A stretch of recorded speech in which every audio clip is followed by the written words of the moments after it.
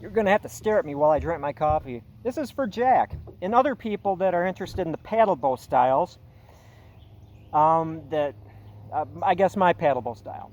And his question this morning was, I've been answering, doing the back and forth through Gmail, but it's a good question. It has its applications in other areas of bow makery, so I thought I'd share it with you. Jack was asking me basically about different bow woods for paddle bows. Now I'm going to put this in the context of mine. 2.5 inch at the widest, 66 inches tip to tip, which means knock to knock, it's about 64 inches, for a 28 to 30 inch draw.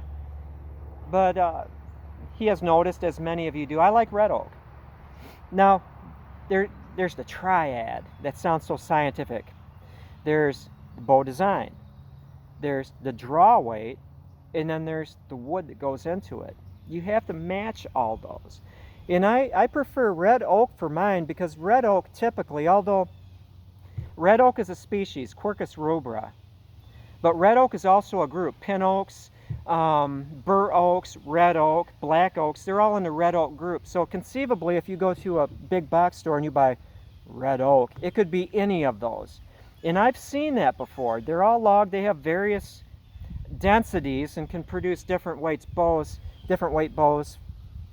with given dimensions and stuff like that. But generally, red oak has the group and the species, has the right density, the right stiffness, the right characteristics for a bow of my design that is a very nice bow, very fast bow, given everything between 50 and 58 pounds of draw weight.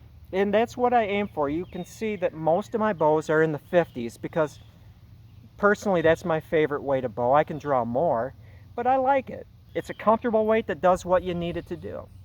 Again, the bow design, matching the characteristics of the species of wood, because they all vary in density, stiffness, compressibility, tensional strength, blah, blah, blah. And red oak is matched with my design, my paddle bows, for a weight of 50 to 58 pounds. That's it.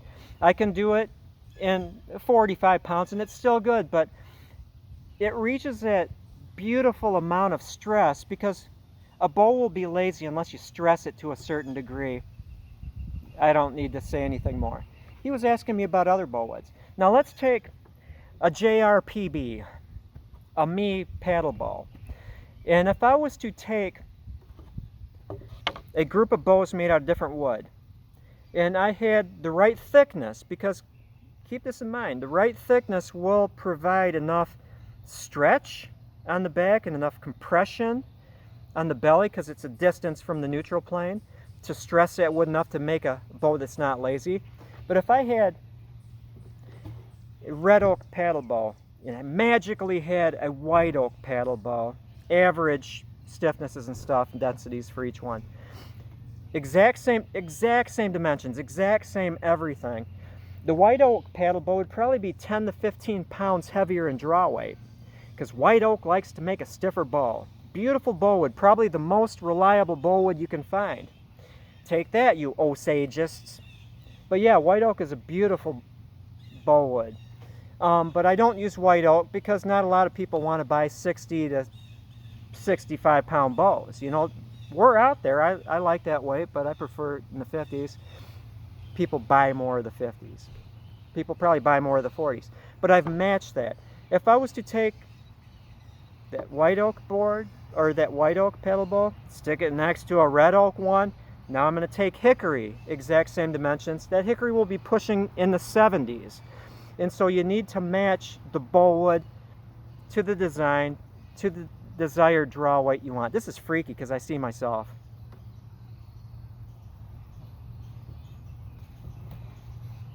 Okay, now you could go a step below. If you were to get that juniper that's, wide enough for this, less dense and everything, very elastic. You would probably have to back it with something, even the thinnest backing. But because it's just physically lighter, it's less dense wood, I could make a heavy bow out of juniper on mine, but because it's less weighty, less less force to make those tips move and stuff. Could probably make a beautiful 35-pound juniper, maybe unbacked because of the design, JRPB.